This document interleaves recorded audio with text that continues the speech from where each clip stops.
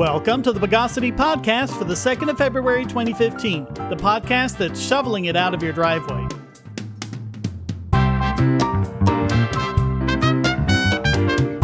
This is your host, Shane Killian, and joining me again this week is Dave Turcotte. Dave, welcome back to the show. It's good to be here. I managed to shovel myself out of 20 feet of snow, except not really, because it wasn't that bad. It actually could have been a lot worse. How much did you get? About a foot or so, which is still a lot for a lot of places.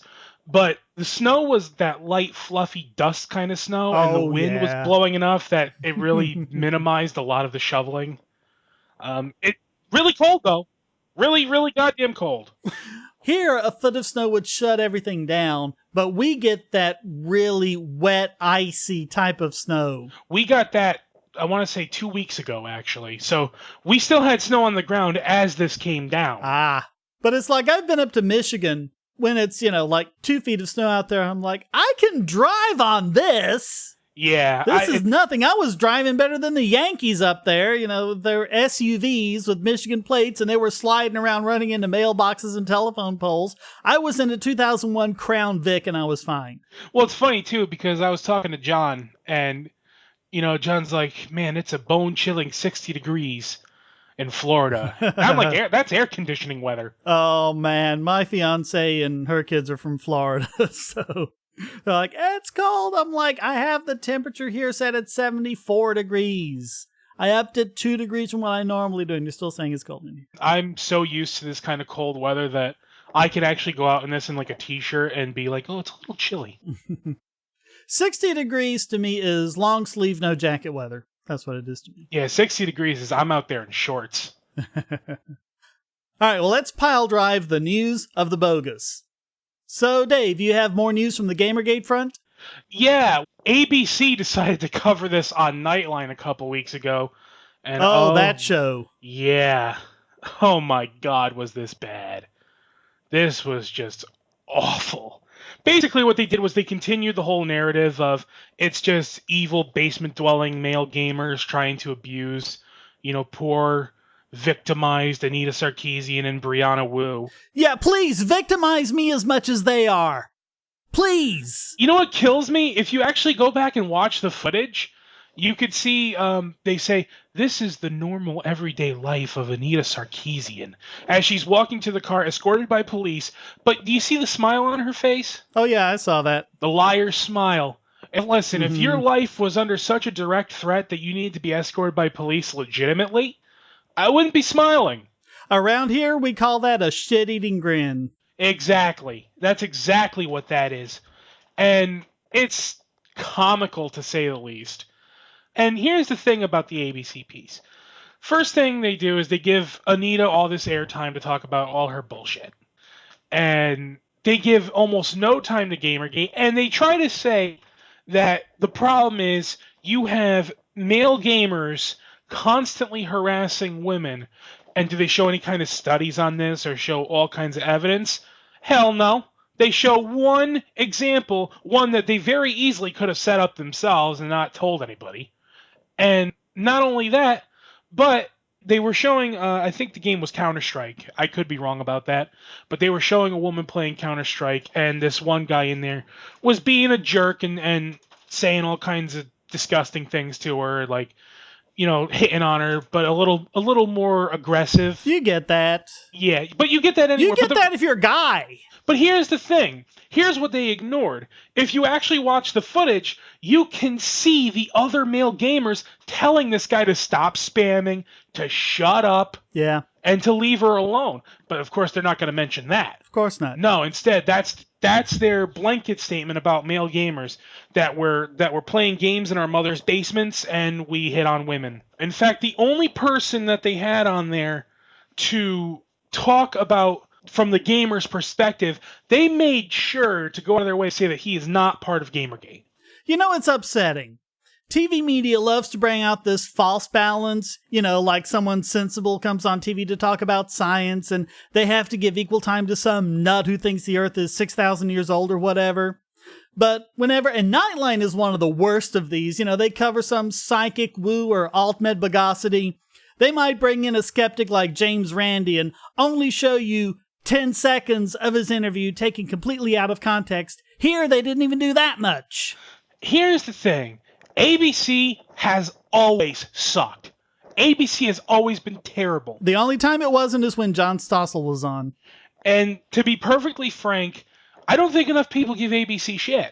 I mean, you always hear about MSNBC and Fox, and don't get me wrong, they're horrible too. Nobody's taking away from how horrible they are. But ABC, just as bad, if not worse. This is the same station, ABC. You remember the whole debt ceiling fiasco. This was the same news station that on their World News and Nightline and Good Morning America, they had a countdown clock to what they called Armageddon. Oh, God. If they didn't reach a deal on the debt ceiling. It is embarrassing how bad ABC is. And as I was saying, ABC is worse than MSNBC and Fox because they try to be subtle about their bullshit. They don't outright say that they support one party or another, which they clearly do, but they just don't come out and say it. They try to be deceitful about it. Yeah. And that's the worst. Like, Fox, yeah, they suck, but at least they're honest about their shittiness. Well, I don't know. They're still doing that whole fair and balanced thing. Yeah, but I mean, at the very least, they're blatantly open about who they support. Yeah. They might say they're fair and balanced. I mean, yeah, it's obvious that they're full of shit. ABC, the less intuitive, might actually believe them. I think that's a fair statement. But I mean, is it too much to ask for Nightline to do any basic research? I mean, they opened up this segment talking about women being raped in Grand Theft Auto 5, and there are no rape sequences in Grand Theft Auto 5. And I have a link in the show notes to a Twitter exchange with Brianna Wu, because she made that same claim, and someone pointed out to her, no, there's no rape in Grand Theft Auto 5. Her reply was, quote, plenty of mods have this. You can't hold a gaming company responsible for what modders do. Seriously, that's user-inputted creative content. You can't... Well, let me tell you something about Brianna Wu, okay? Brianna Wu is one of these typical social justice warriors who talks about how minorities and women are oppressed and all that shit, and how they're not allowed to make games because the evil patriarchy won't let them. Well, let me tell you something about Brianna Wu, okay? She came from a rich family and her father gave her $200,000 to fulfill her dream of making a game. And yes, she has an all-female dev team. That's perfectly fine. So what game does she make to try and break away from the patriarchy's evil hold on negative female stereotypes? A game with all white women with large chests. So, Brianna Wu, you are another con artist who is making the rounds on all those news stations like MSNBC and all that. Anita Sarkeesian is a blatant con artist. Oh, yeah. We've talked about her before. Yes, and now it's being discovered that she has ties with people who are under suspicion of being con men. Meeting work kind of deals where they hold those seminars on how to get into these big business ventures. Oh, I know the kind you're talking about, yeah. Yeah. But I want to examine her claims, and there was something in this piece about a game called Watch Dogs, and as much as I would love to, I just don't have the time to play games, so I can't really say about this personally, but I did some research on Watch Dogs, and Sarkeesian was saying that it's sexist because there's a guy who murders a woman in order to motivate the hero to chase the bad guy. But according to what I read, Watch Dogs randomizes that. It might be a guy killing a guy, or I don't know what the different options are if it's a bad guy character, or it might be, if they randomize the bad guy, it might be a woman killing a woman, whatever. A lot of those characters are randomized. I never played Watch Dogs, so I don't know for sure, but even without the randomized, I mean, if you saw somebody killing women on the street, would you try to stop them? Oh, yeah. What's sexist about that? See, the fact that her statement was, you're using this as a motivation to stop the bad guy, is that not a good enough motivation for you? That's kind of sexist that you would let women die because you don't want to be motivated to stop a bad guy. Yeah. I mean, this is ridiculous. And to make matters worse, ABC, oh my God, the YouTube comments, when they posted this video on YouTube, they actually were deleting comments. They started deleting comments from notable people like Total Biscuit. ABC did? Yes, ABC. Wow. It got to the point that people started archiving the comments and reposting them in the video. And another thing I want to point out, speaking of the YouTube video, the video has about 238,710 views. Now, they tried to say that Gamergate was a vocal minority. Okay? Now, tell me if this is a vocal minority. The likes, 1,173. The dislikes, 33,408. Wow. Vocal minority, my ass. You know what this is all about? Gamers are tired of people like Anita Sarkeesian, like Brianna Wu, like Jack Thompson in the days of old. We've been told for years and years that our hobby is a catalyst of evil in some form or another. Yeah, it causes violence, it causes mass shootings, yeah. And these people are not new. We've been dealing with this shit since the dawn of entertainment. I'm sure back when plays were first a thing, somebody out there was going, no, that's too much fun. I got to put a stop to that. Yeah. Well, I mean, a few months ago, I don't know if you heard Charles and I were talking about Vinegar Valentines, which was basically in the 19th century, you could send anonymously a hate Valentine to someone. And one of their targets was people who read novels and how they don't wash and can't get a date and things like that. And I'm like, isn't that exactly what they say about gamers today? Yeah, that's exactly what they say about gamers today. And, you know, these people just hate fun, is what it comes down to. I don't necessarily know why they hate fun, but they hate fun enough that they want to stop other people from having it. And no one's surprised that ABC is taking a blatantly anti-Gamergate stance. You're dealing with basically a consumer revolution where they're tired of gaming journalists treating them like pieces of shit. I mean, these gaming journalists came out and blatantly said, gamers are dead. They are not the audience we need to focus on. Wow. This is gaming journalists. They're telling you that their own customers are dead to them. Well, and ABC was saying things like, oh no, this is because about gamers are resistant to change in video games. Are you resistant to change in video games? No. But the problem is, these people don't want change to simply have a different kind of market. They want to take away the market that they find offensive, too. But if gamers were resistant to change, we'd all still be playing 2D 8-bit games with cheesy music, as opposed to modern, high-definition, ultra-realistic 64-bit games with cheesy music. To be fair, the cheesy music back then is probably a little better than some of the cheesy music now. True. I mean, Christ, if you look at all the posts I make in the video game music thread on the Bogosity forum, which you should join, by the way, shill. Okay.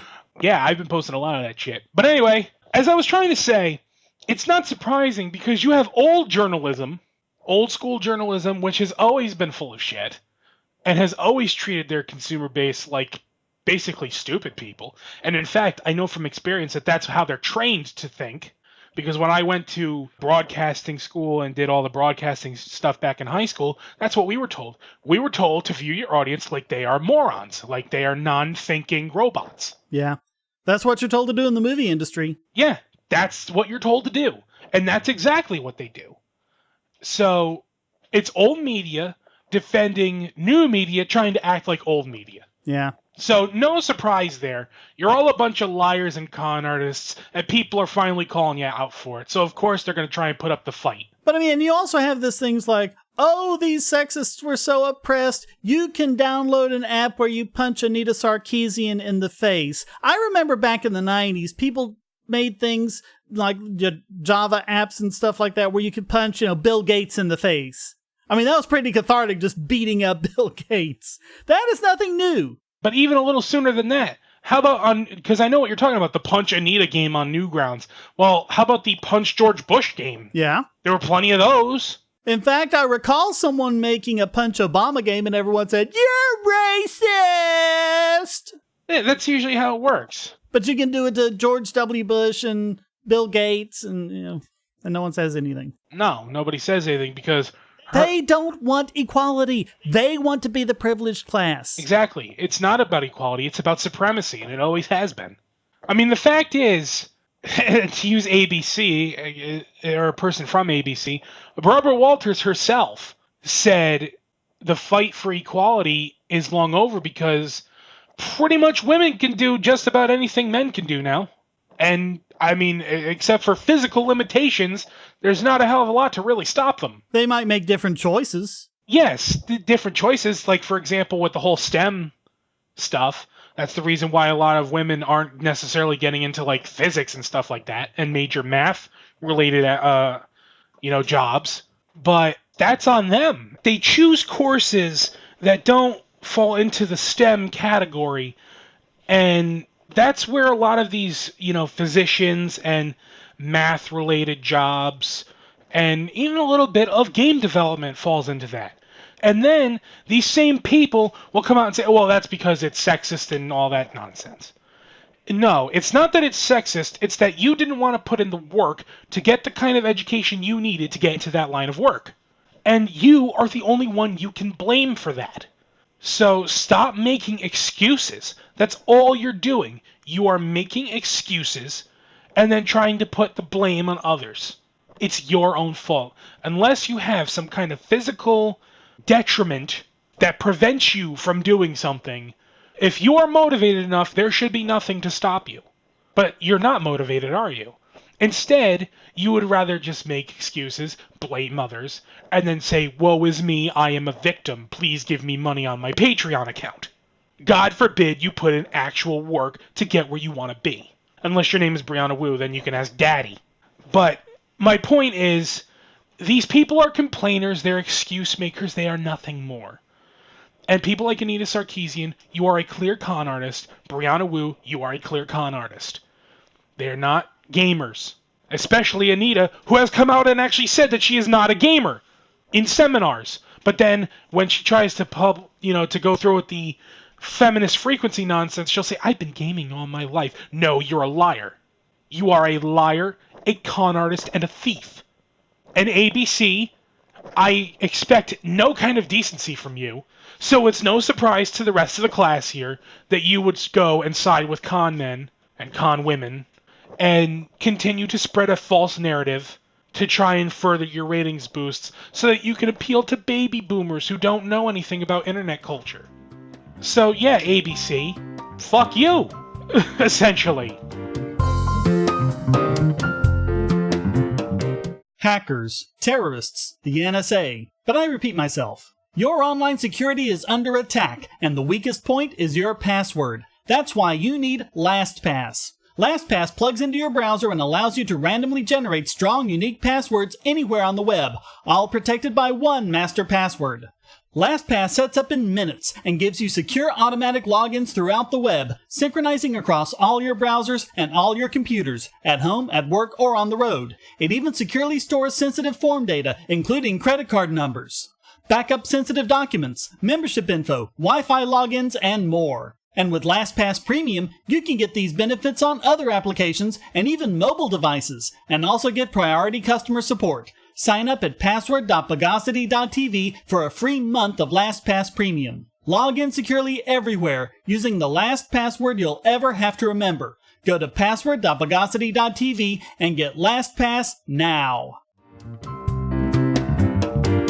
And on the online freedom and privacy front, we've got some good news via Torrent Freak from Greece. A Greek anti-piracy group just lost big in court. They wanted several sites like the Pirate Bay, Kick-Ass Torrents, ISO Hunt, and a few others, blocked by internet service providers. The court in Athens ruled that barring access to these sites is disproportionate and unconstitutional and hinders the entrepreneurial freedoms of ISPs. About fucking time somebody caught on to that.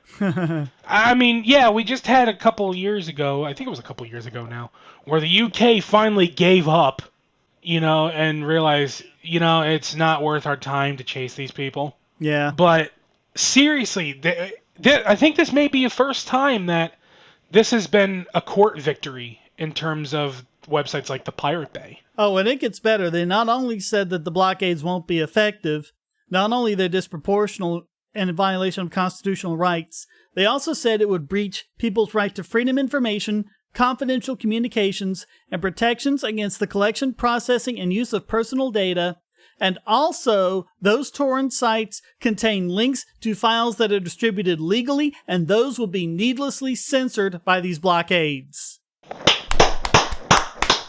But in reality, that's kind of the point. They want to censor these legal, up-and-comers. Oh, that's what it's always been about. They're just using piracy as a platform to do it. When you say piracy, of course, people who don't know any better are going to say, well, piracy is bad, so therefore I should definitely join this guy's cause. Then you got people like Chris Dodd, that worthless waste of space, coming out in full support of all these bills to stop piracy, when in reality, his precious MPAA is just suffering a little heat from competition from indie movie makers who want to distribute their stuff. So, of course, they're going to go after the people that will host it. And the court also said, quote, "The requested injunction goes contrary to Article 16 of the EU Charter of Fundamental Rights, violating the rights of defendants, providers, and entrepreneurship, and in the basic principle of," get this, "internet neutrality, which provides that all information must be handled without discrimination." Now, we've spoken out against net neutrality, but if it does pass here, it might be the same thing. They might be hoist with their own petard, because net neutrality says you can't do anything to favor or restrict any one type of traffic over the other. Yeah, I mean, I guess that's one silver lining. But I thought that was an interesting argument. Yeah, I don't know if it's necessarily, when they say internet neutrality, I don't know if they necessarily mean it in the same context that they mean when people say here they want net neutrality. That might be part of it, but I don't necessarily think it would be the exact same context. Well, here they just mean we want to do what the corporations want to do. That's all it means. Pretty much. That, and we want government to get in on this.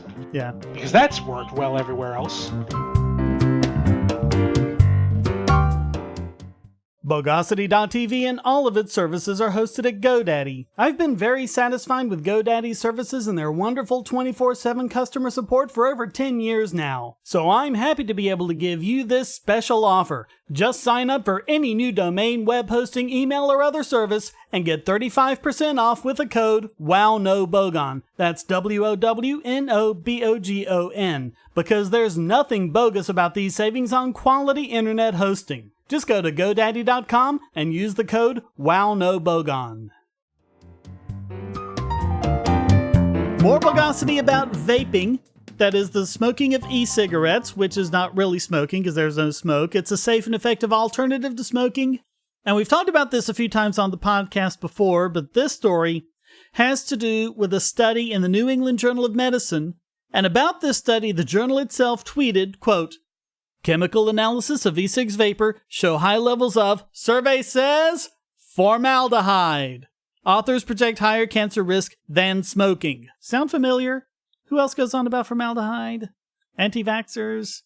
And a higher risk than smoking. Okay, 480,000 adult Americans die every year from the effects of cigarette smoke. None of that, by the way, is from nicotine, but from other stuff in tobacco. But of course, the news media ran wild with this about how vapes are so much more dangerous than tobacco cigarettes. Well, this kind of goes back to what we were talking about when we talked about ABC. It's all the same sensational bullshit to get baby boomers to buy into their crap. That's really all it comes down to. It's clickbait. Clickbait, exactly. Well, Joe Nocera of the New York Times took a much more responsible and much more critical look at this study. So he talks about the fact that this study looked at a particular device called a premium vaporizer. And I think this is how most of them work. You have nicotine dissolved in a liquid, and then it heats up the liquid, and the liquid evaporates, and you breathe in the vapor with the nicotine in it. Most of these devices allow the user to control the voltage, so they ran the device at a low voltage and a high voltage. At the low voltage, they didn't detect any formaldehyde. It's at the high voltage that they found the formaldehyde, and the authors concluded that someone who was a heavy vapor, who used it at a high voltage, was 5 to 15 times more likely to get cancer than a long-time smoker. But here's the thing, people don't vape at that high voltage because it makes a horrible taste. And there was a Greek scientist, Konstantinos Pharsalinos, And he did human studies of vaping and discovered that once you crank that above a certain voltage, which makes it basically burns it. And even this voltage that he was talking about is lower than the high voltage in this study. People just couldn't inhale it. The taste was so horrible. That sounds pretty much like everything else that they say when they do this sensational nonsense. I mean, if you know that nobody would ever smoke at that high, then what's the big deal? Yeah, it's like we fed 20 pounds of this thing to a rat and the rat died. Well, gee, go figure. This guy ate 400 bags of potato chips and developed potato-based cancer. Banned potato chips. Yeah. But I mean, this has the potential to cause real harm. In 2010, 84% of cigarette smokers thought e-cigs were safer than regular cigarettes, because they are. In 2010, that number had dropped to 65%. And a third of those people, a third of vapers, abandoned e-cigarettes and returned to smoking because they were worried about the health effects of vaping. They're more scared of the e-cigs than they are the tobacco cigarettes. Yeah, that's usually how it works. And I hate to be this kind of conspiracy nut, but how many of these people are backed by big tobacco companies? I don't know, but... I mean, they have a lot of interest in stopping vaping. Yeah. They have a lot of interest in that. I'm not going to flat out say they are definitely behind this. I don't know. But, I mean, I wouldn't be surprised. I don't think anybody really would if they were part of the widespread of misinformation on vaping. But Nocera spoke to one of the study's authors, David Payton, and he insisted that they've just been completely mischaracterizing the study. All they were trying to do was compare the levels of formaldehyde in e-cigarettes versus cigarettes, and he said, quote, "It is exceedingly frustrating to me that we are being associated with saying that e-cigarettes are more dangerous than cigarettes. That is a fact, not an evidence." Yeah, a lot of this, too, comes down to similar anti-vaxxer arguments. While it's true that there may be formaldehyde there, it's the level. It's not the fact that it's there itself. And yet, despite it, just like anti-vaxxers, they don't think about in terms of level. They think that's nonsense, but it's not nonsense. That's how it works. It's how much you take in. And the fact is, you can't even take it in unless you vape at a level that you wouldn't vape at anyway, because it would be uncomfortable. So, the whole... And Dr. Michael Siegel, professor in the Department of Community Health Sciences at Boston University, also took a crack at the study. He said in his blog, quote, "The conditions used to study the e-cigarette aerosol at the high voltage setting were unrealistic, and under such conditions a vapor would never be able to use the product. This is because the wattage being used was so high that the vaporizer was overheated. For a conventional e-cigarette, it would likely damage or burn the coils, creating a horrible taste which a vapor could not tolerate. This is sometimes referred to as the dry puff phenomenon. So it was even so big that you might actually damage the e-cig."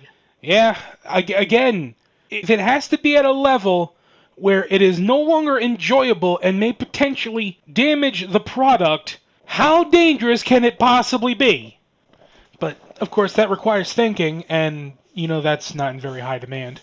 Well, and of course, people are crying out left and right, mostly left, for the government to step in and do something about this and ban e-cigs.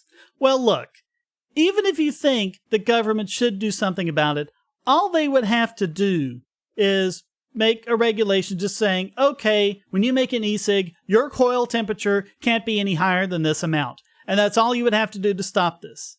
But that's not. This is just another excuse to ban e-cigs. Yeah, that's exactly what this is. And it's already kind of started in a lot of states. Not full-out bans, but I know in Connecticut, for example, you're not allowed to buy an e-cigarette unless you're 18 years old. Which makes no sense.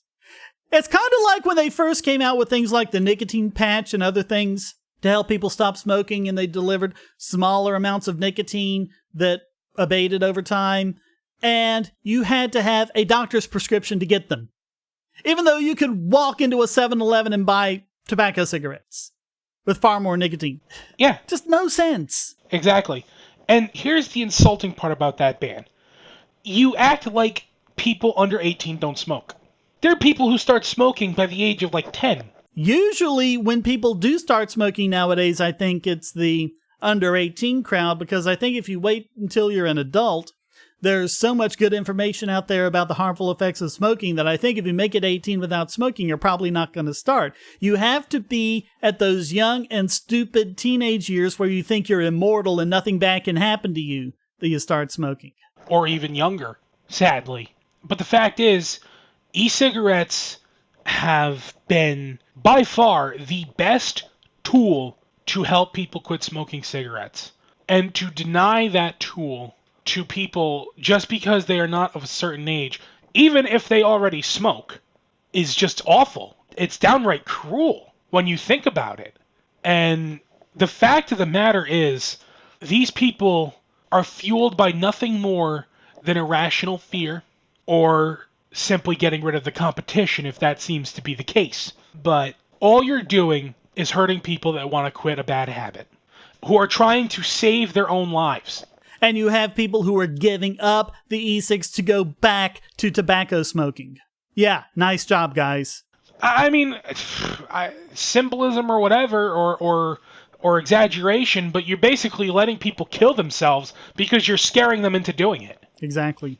It's hard to come up with something more disturbing than basically goading people into doing something that will kill them, basically, because you're scared of what you don't know.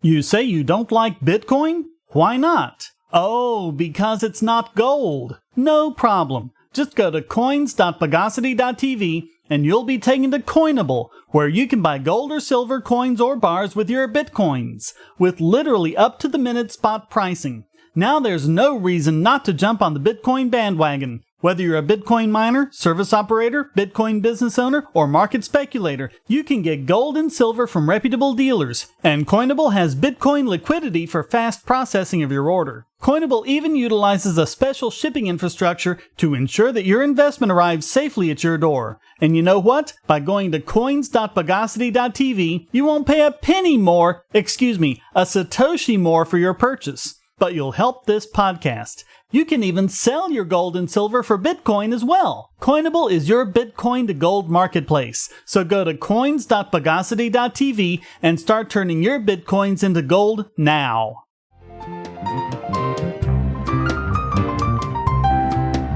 So Dave, you're going to tell us why the social justice warriors are up in arms over a 12-year-old's hair?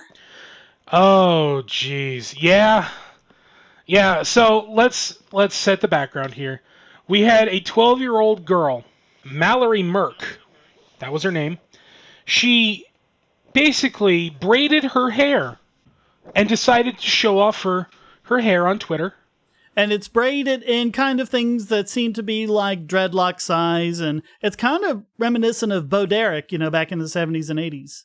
Yeah, it does look a lot more like dreads than typical braiding, which I admit I'm personally not a fan of that look, but there's a difference between personally not a fan of that look and thinking you're racist and you oppress minorities. So wait, she's racist because she braided her hair? Yes, she's racist because she braided her hair. Wow. And not only that, but they actually bullied her on Twitter. And I think she actually apologized. Oh, yeah, she did. Over something that I'm sure she doesn't even know much about. Well, I mean, she just saw someone else who had her hair braided that way, thought it was cool and braided her own hair that way. But now they're saying it's cultural appropriation, as if there's anything wrong with that. Let me tell you something about cultural appropriation. It doesn't count if it's taken from white people, according to these people. Well, now, wait a minute. I eat Indian food. Is that cultural appropriation? Do you like it? Yeah. Then yes. Now, if you ate it but didn't like it and felt that you were simply repenting for your sins, then maybe it wouldn't be. But the fact that you like it, that's cultural appropriation. I've seen some of the dumbest comments when it comes to the cultural appropriation debate. I mean, like, for example, guy dresses up in a kimono and is, like a geisha girl for Halloween. Mm-hmm. That's cultural appropriation, Yeah. Just all kinds of crazy nonsense. They tried to say that Avril Lavigne was using cultural appropriation when she made a music video celebrating Japanese culture. It's stupid. Well, you also have tweets from the editor of Ebony.com who said it was, quote, psychological torture, and said, quote, our bodies, our music, our fashion, our lips, our hair, everything about us is ripe from the picking by people who do not treat us well. And then another one said, quote, this is not happy cultural mixing where you bring the blonde and I bring the braids because you hate me and tell me as much all the time. Now, wait a minute. When has this particular 12-year-old girl said that she hates blacks? What has she personally done to not treat blacks well? Was born with white skin. Yeah. I mean, it's collectivism. It's racism. You're white, therefore you're guilty of all of the other sins of white people. It's the racial and leftist version of original sin, is really what this comes down to. It's bullshit creationist argument with a left racial twist. And the sad part is, like I said, this little girl probably had no idea what the hell any of this meant. Probably had no idea. I mean, I'm sure she understand. She probably didn't even know how the hell she could possibly be racist, or what cultural appropriation is, or psychological trauma. She probably had no idea what any of these people were talking about. Well, here's what she actually said in her apology, quote, though overwhelming and harsh, thank you for trying to educate me. It's appreciated, actually. Sorry for perhaps making it seem like I am racist or appropriating a culture. I honestly just wanted longer hair, and I saw a woman on the street with box braids and I really liked them. I had no idea that it would turn me into a racist and stupid white girl. I just wanted a hairstyle. My sincere apologies to anyone I have personally offended, and my intent was most definitely not to hurt or offend anyone or their culture. I love all of you. Well, shit, she's more mature than any of the adults in this conversation. Yeah. But it's just, okay, she's a 12-year-old girl. They bullied her into beating down. But I really hate it when adults who should know better do this and back down and apologize. Because it's time to start standing up and saying, no, look, I'm not going to cower in front of bullies, and that's what you are. It's time for people to come out and say, fuck you. Really. I mean, in all seriousness, how many times do you see stories like this where people who did nothing wrong, all they did was something that hurt nobody, and yet these bullies who try to play the role of the victim, and that's probably the sickest irony of all, they come out and they try to play the victim, and you want to talk psychological torture? How about the psychological torture you did to a little girl that you beat her into submission because she braided her fucking hair? I just, fuck these people. Fuck them so hard with something rusty and pointy.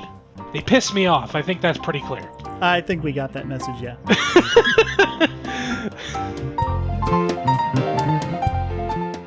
Bogosity.tv is a participant in the Amazon Services LLC Associates Program, an affiliate advertising program designed to provide a means for sites to earn advertising fees by advertising and linking to Amazon.com. Just clear your cookies and go to Amazon.bogosity.tv, or check the right-hand side of the podcast page for Amazon's best deals, including the deal of the day and limited-time lightning deals on all sorts of great products. So next time you buy online, go to Amazon.bogosity.tv. Somewhere in the city, a crime has been committed.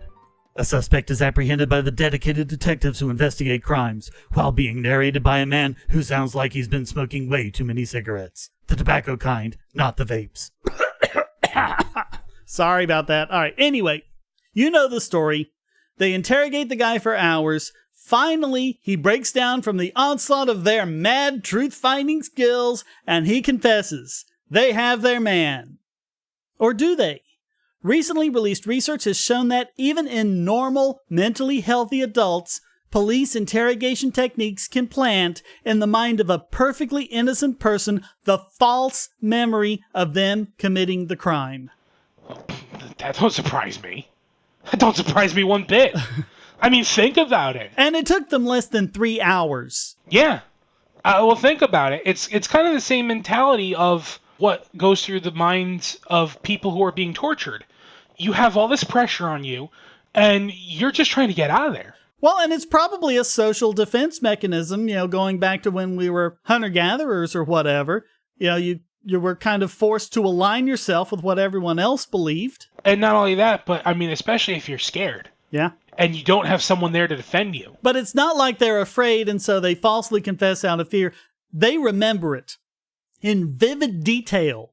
And this is one of the things we hear. We also hear this from like those recovered memory crap people in past lives and stuff like that.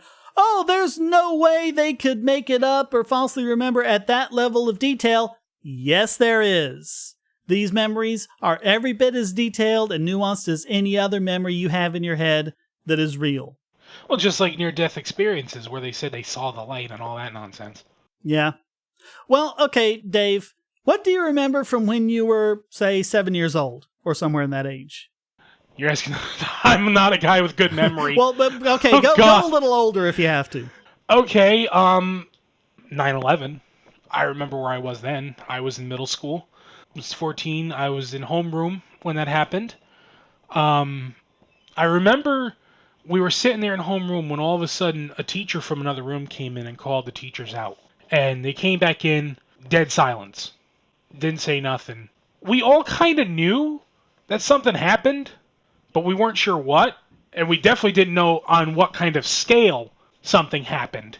Well, I remember exactly where I was and what I was doing when I heard the news that the Space Shuttle Challenger had blown up. And that was, 1986? But here's the thing. Neither one of us actually remember that. What you're remembering is the last 2 or 3 times that you remember it. And each time you remember, it's like making a copy of a copy. There are like these little changes that come along. Details get messed up. Embellishments get made. That makes sense. And so what happened here in this study was there were lawyers and statisticians. They published a paper stating that 4.1% of criminal defendants who are sentenced to death in the U.S. are falsely convicted. So psychological scientist Julia Shaw from the University of Bedfordshire investigated this and found that if people are questioned in just the right way, innocent people can fabricate stories in their minds with so much detail they can actually convince themselves that they committed a crime they are completely innocent of. Quote, our findings show that false memories of committing crime with police contact can be surprisingly easy to generate and can have all the same kinds of complex details as real memories. All participants need to generate a richly detailed false memory is 3 hours in a friendly interview environment where the interviewer introduces a few wrong details and uses poor memory retrieval techniques. And they did this with 60 university students. They asked their primary caregivers to fill out a questionnaire talking about what experiences they've had between 11 and 14, elaborating as much as they remember. And so they described 2 events to each of the students.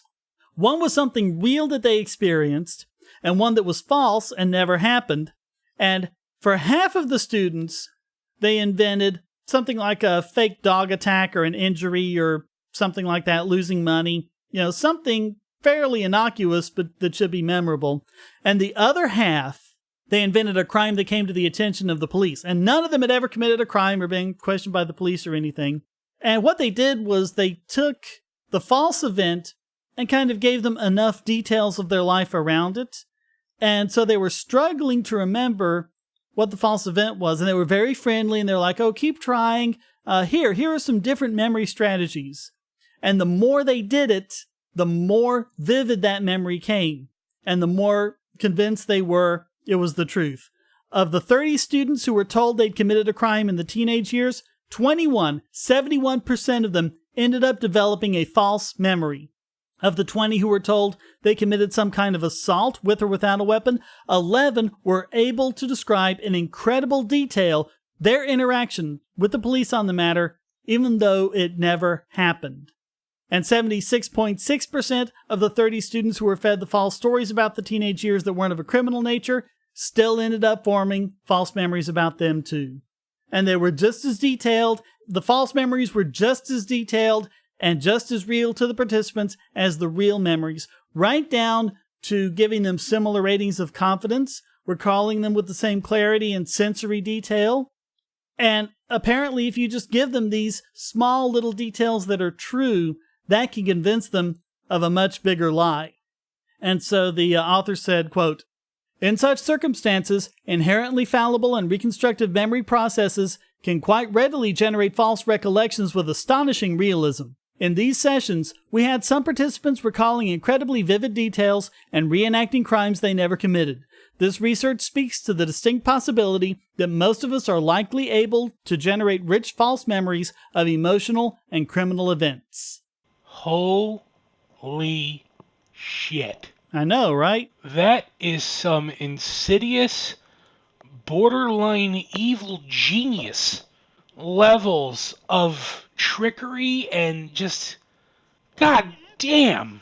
But you have to understand, we didn't know about false memory syndrome until a few decades ago. You know, a century ago when the police were doing all this or longer, they had no idea that someone could make a false memory, so they came up with these different interrogation techniques, and when it resulted in a confession, they said, oh, hey, this works, let's put it in our box, and they just kept on going. They had no way of knowing they were implanting false memories. Even still, man, that's like...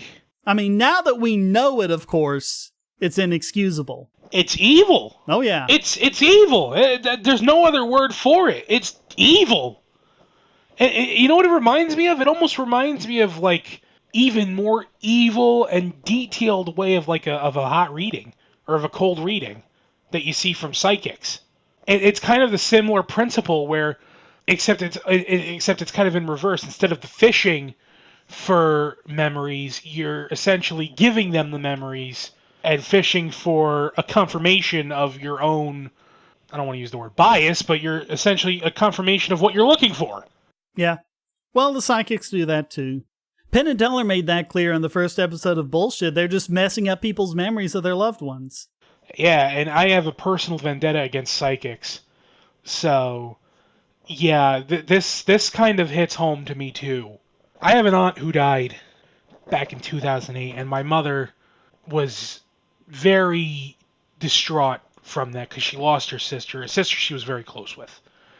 So, of course, to ease her pain, she went to these scumbag motherfuckers.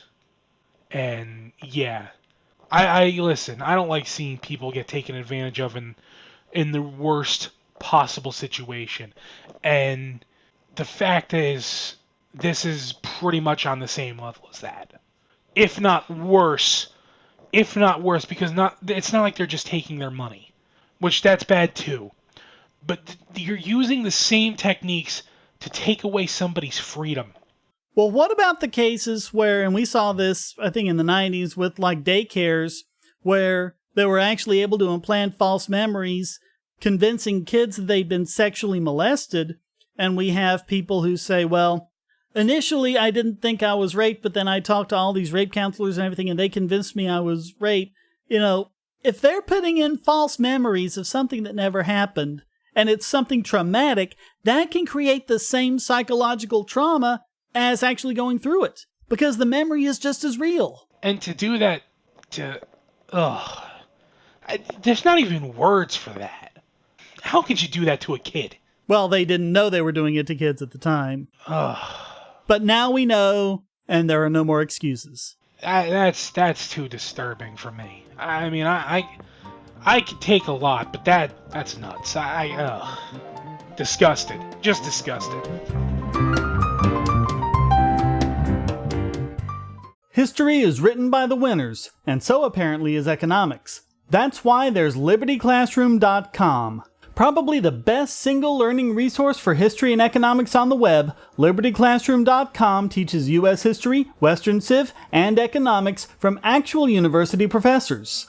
There's lots of free material to get you started, including introductory lectures on all these subjects, and when you sign up, you get the full site's content for just $99 a year, less than the price of 2 cups of coffee a month. And if you type in the promo code Bogosity in all caps, you'll get your first year for just $88. Lectures are available in both video and audio format, so you can watch or listen to them on your computer, your phone or tablet, or in your car. Learn at your own pace about the subjects you're interested in and become a more effective debater. You'll also get access to lots of supplemental materials and even the professors themselves via the discussion forum and even live video chats. Inform yourself against the myths and propaganda of our society. Visit libertyclassroom.com. And now let's kick the teleprompter of this week's biggest Bogon emitter. Yes, it's Barack Obama again, and don't ask me how many times it is now, I've lost count. But this has to do with his recent State of the Union address, which I didn't watch because, after all, it was a rerun. But anyway, Associated Press did some fact-checking that basically tore a lot of his speech apart. For example, their first thing they talk about is Obama talks about, quote, a growing economy, shrinking deficits, bustling industry, and booming energy production. We have risen from recession freer to write our own future than any other nation on earth. What the AP actually says is, quote, the economy is still recovering from the deep scars left by the Great Recession. Job growth has been healthy, but fueled in part by lower-paying jobs in areas such as retail and restaurants, which have replaced many higher-paying positions in manufacturing and construction. Part-time jobs also remain elevated. There are still 1.7 million fewer workers with full-time jobs than when the recession began in December 2007, and the income of the typical household is below its pre-recession level. And I'm linking in the show notes to the Bureau of Labor Statistics and their labor force participation rate. It's been pretty much steadily declining since 2009. As of December 2014, it was 62.7%. That is the portion of working age people who actually have jobs, and that is the lowest it's been since December of 1977. Damn. Yeah. And I'm sorry, Obama taking credit for energy production is also a joke. The current boost is primarily due to fracking, which Obama opposes, and states. Not the feds, not Obama, but states opening up more land for drilling. Obama had nothing to do with that. So they also talk about Obama claiming to lower the cost of community college to zero. The AP says, quote, zero for qualifying students, so they don't all get it, an estimated $60 billion over 10 years to the Treasury. The proposal requires states to contribute about a quarter of the money, and getting them to go along is bound to be tough, just like it is with Obamacare. Just like it is with everything else like that they've tried. You know, when it comes to this whole free college nonsense, because I've heard a bunch of people who have been championing this nonsense as of late, you're trusting this guy who completely fucked up your healthcare. Yeah. To do the same thing to college? Also, you use that word free, but I don't think it means what you think it means. Well, I mentioned I think it was the Gamergate podcast we did, I mentioned codeacademy.com. Which is a place online where you can go even if you're a complete beginner and learn about coding and jump right in and start programming with different languages, and they explain the concepts and everything. And it works really nice. But imagine if the federal government had tried to do it and it had worked out like Obamacare. Next claim, quote, we've set aside more public lands and waters than any administration in history. And apparently the keyword there is waters. Obama has protected, whatever protected means, fewer acres than his four predecessors, including George W. Bush. And what put him on top was expanding the Pacific Islands Monument. And it's nearly all water, and there's not really many practical applications from it. They did ban commercial fishing and deep sea mining and things like that, but people really weren't doing it there to begin with, so...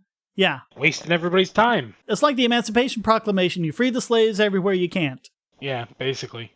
It's just wasting everybody's time and making yourself look like the cool kid. Obama said, quote, thanks to a growing economy, the recovery is touching more and more lives. Wages are finally starting to rise again. We know that more small business owners plan to raise their employees' pay than at any time since 2007. The AP says, quote, average hourly earnings rose just 1.7% in December from 12 months earlier, according to the Labor Department. That's about half the rate that is typical of a healthy economy and actually lower than the previous month. Economists generally expect wage gains to accelerate this year as unemployment continues to fall and businesses are forced to offer higher pay to attract workers, but there is scant evidence that is happening yet. And once again, I feel I have to point out it's easy to grow if you're at the bottom. Yeah. If I have a penny... and I find another penny, shit, I just doubled my entire wealth. There you go, twice the net wealth you have. If you keep that up, you'll be a billionaire by lunchtime. The fact is, we now have more businesses shutting down than starting up, and that's something else that hasn't happened for 35 years. Sad. Obama also said, quote, Instead of getting dragged into another ground war in the Middle East, we are leading a broad coalition, blah, blah, blah, blah, blah. AP said, quote, the U.S. has been slow to set up long-promised training for the moderate Syrian opposition and has yet to begin the actual vetting of the rebels. Also, despite persistent pleas from the rebels, the U.S. hasn't sent the more lethal weapons they want. U.S. officials have expressed concerns that the weapons could end up in the hands of insurgents. Honestly, do we even know who's on what side anymore with this war? We don't. The AP doesn't even give you an idea as to what a clusterfuck it is out there. Every time we train somebody or give weapons to somebody and say, oh, they're taking out the terrorists, they turn out to be the terrorists. Yeah. Or we have to support the resistance here in country A, and we have to fight the forces controlling government in country B, and they're the same group of people. Yeah, pretty much. Nobody knows what the hell is going on over there. Well, the only thing we know is a lot of innocent people are getting blown to smithereens, but who cares about that? Yeah, and they're creating more terrorists who hate America. And they were really disappointing with Obamacare. They just can't let go of their apologetics on that. They do mention that 10 million people are now insured who weren't before, but in this case, before means after 15 million people lost the healthcare coverage Obama promised they could keep. So they're still down a net 5 million. Well, you could keep your plan, or not, because I said it was terrible. Now give it up. So, really, although I do credit AP for fact-checking the speech, the fact is they were way too easy on him. Basically, everything he said was either an outright lie or spin on false statistics, like getting out of Afghanistan means leaving 15,000 soldiers there. He mentioned the deficit has been cut by 2/3, which just means that the debt is growing by 1/3 less, and by the way, that's cut from his enormously huge 2009 stimulus package. He mentions both parents working as an economic necessity while bragging about how great the economy is, and that's why we need to pay for childcare and things like that, government give more money to people. Even though the last time the economy was really great back in the 1950s, we didn't need both parents working. Probably because the tax rate on families was more like 2 or 3% than 50 or 60. And I mean, just on and on and on all through the speech. In fact, I think Stefan Molyneux did that. Probably. So if you're still an Obamaton even after all this, I hope you enjoy the crumbs that your filthy rich elitist president is letting you have while he and his cronies get richer and richer off of our backs. Meanwhile, the rest of us have come to realize that only Barack Obama could be this week's biggest Bogon emitter. Do you want answers to creationist claims against evolution? Would you like to know more about evolution yourself, or even engage creationists more directly, with actual peer-reviewed sources to back you up? My book, How Evolution is Scientific, is designed to show the basics of evolutionary theory and how it is so well supported using the scientific method. It's impeccably sourced, with references to the actual scientific material, and is arranged using the creationists' own criteria of what is scientific. Using their own arguments against them, see how evolution is scientific, but creationism is not, based on observations, accurate predictions, logic, and evidence. Get answers to common creationist claims, and even a primer on abiogenesis, the start of all life. It's all in my book, How Evolution is Scientific, available at Amazon and on Kindle, EPUB, and PDF as well. Get How Evolution is Scientific and never be taken in by creationists again. And now it's time to put a tail on this week's Idiot Extraordinaire! And this week, it goes to the National Sheriff's Association and the Fraternal Order of Police. And if you were wondering why ABC didn't make Idiot Extraordinaire for what we talked about earlier, just listen to this.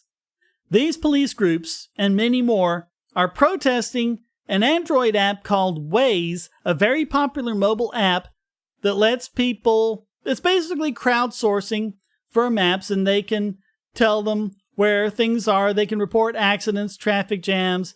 They can talk about roads and landmarks, where the cheapest nearby fuel is, and where the police are.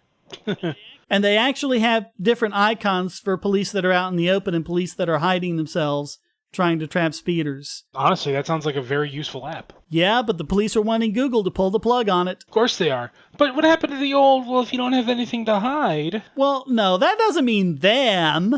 That's just you people. I should have known. I should have known 40 more lashings. Yeah. And they say, well, this puts officers in danger, that people are going to be stalking them. And Sheriff Mike Brown is the chairman of the National Sheriff's Association Technology Committee. He said, quote, "The police community needs to coordinate an effort to have the owner, Google, act like the responsible corporate citizen." You don't want me to get into how many wrong things there are in that expression. "They have always been, and remove this feature from the application even before any litigation or statutory action." And guess what? They cited the murder of those 2 police officers in Brooklyn. Of course they did. Of course they fucking did. Yep, using the murders of your fellow policemen as political fodder so that you can get more power and you can stomp on something you don't like. Yeah, nicely done. Scumbag motherfuckers. Now, there are reports that the murderer was using the Waze app, but the investigators don't think he actually used it to find his victims. I mean, it's one of those things that, I mean, 50 million people are using this app. So, yes, you can find criminals are using this app because 50 million people use this app. I mean, it's the old, if a guy robs a bank and then takes the bus to get out of there. Yeah. Do you blame the bus company? Or like that one mass shooting and it turns out the guy played Call of Duty. Well, Call of Duty caused the shooting. No. Yeah, it's just excuse making, really. Yeah. It's excuse making, and that's all it is. And in reality, that's what a lot of the problems are with everything today. It's excuse making. Like Jim Pascoe, executive director for the Fraternal Order of Police, quote, "I can think of 100 ways that it could present an officer's safety issue. There's no control over who uses it. So if you're a criminal and you want to rob a bank, hypothetically, you use your Waze." Yeah, notice how he does hypothetically and not pointing to criminals actually doing it. Hypothetically, I could call a unicorn and fly to the planet Mumbo. But they've done this before. There was an Apple app in 2011. Senators asked Apple to get rid of it because it alerted drivers to sobriety checkpoints. Of course. But I want to know, did Google bitch out? Well, we don't have a report on that yet. I don't think Google's responded. Well, Google, don't bitch out. You've been doing pretty good so far as of late with, standing up to like the NSA and all that other stuff. Yeah. Don't bitch out here. And you also have some good comments from Nick Selby, who is a detective and CEO of Street Cred Software in the Dallas area. He makes intelligence tools for law enforcement. He said, quote, "Officer locations often aren't secrets. Uniformed police officers often are there to present a professional presence to deter crime. Often they elect roadside signs that say things like police officer ahead. The mere fact of an app pinpointing to its users that an officer is at a certain location doesn't strike me as any more scary than, say, CBers in the 70s calling out where Smokey is running radar." What is the problem with letting people know that cops are ahead? I mean, all you're doing is just basically saying, don't break the law, you'll get caught. And isn't that what we're all aiming for with the police? For people not to break the law? Yeah, I mean, if you know the police are out there trying to detect speeders, they're just going to slow down. Well, isn't that what you want them to do? No, they want the money from the tickets. That's what they want. We've established that. You could say all you want that they don't have quotas, and they can claim they don't have quotas, but we all know that's bullshit. Oh, yeah, we've covered it too many times. I mean, in Connecticut, again, a couple years ago, we had a controversy because there was a memo was leaked out from the state police saying that if you get so much money from tickets, they'll buy you a pizza or some nonsense.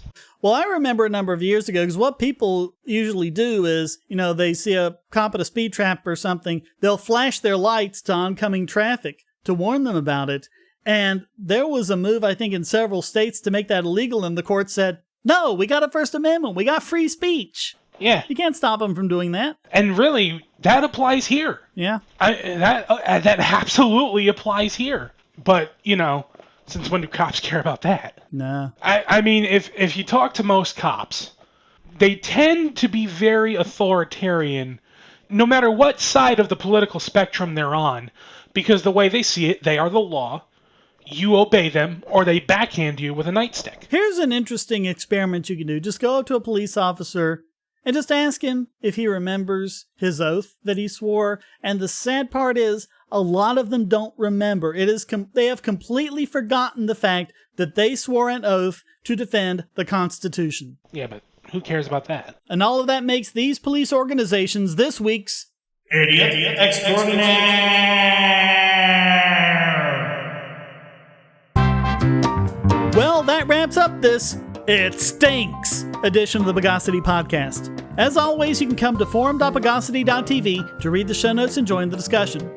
This podcast depends on you to keep going, so please donate using the links on the website, and feel free to join in by sending a question, statement, news article, or rant to podcast@bogosity.tv. You can even stick it in an audio file if you want. Thank you for listening, and thanks again to Dave Turcotte for joining me. It was good to be here, and since you made a critic reference, I'll make one too. I voted for Duke Phillips. Until next time, here's a quote from L. Neil Smith. Few things are more laughably pitiable than authority once it has been successfully defied. The Bogosity podcast is licensed under Creative Commons Attribution Non-Commercial No Derivatives 3.0 Unported License.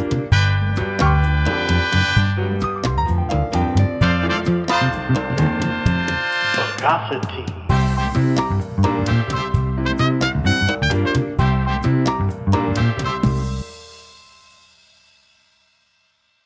Although I should point out that actually wasn't a critic reference.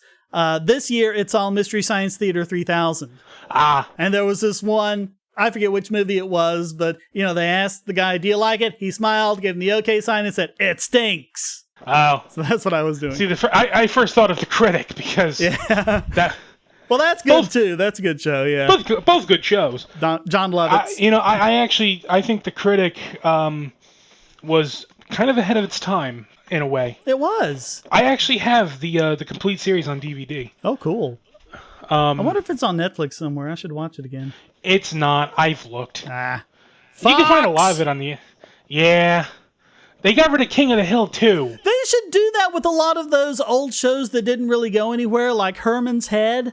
That was a good show. Things like that. It's like there aren't enough episodes to put them in the syndication. Probably not enough demand to release them on DVD or anything like that. But hell, put them up on Netflix. There was also that one show that Jason Alexander was a part of, something the Duck.